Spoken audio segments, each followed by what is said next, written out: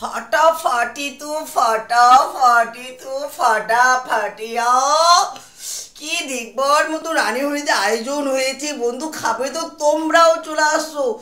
অসাধারণ রান্না দেখুন, মনে হচ্ছে কোথা থেকে কোথায় শেষ করে দিই। ও মনে হচ্ছে যে কি বলবো, সেই সামনে রথে আসছে, রথযাত্রা সেই 56 ভোগায় ওরকম রান্না দেখুন বন্ধু।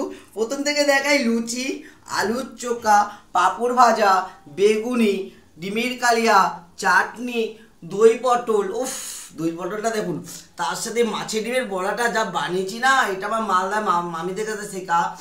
অসাধারণ খেতে, তো অসাধারণ খেতে।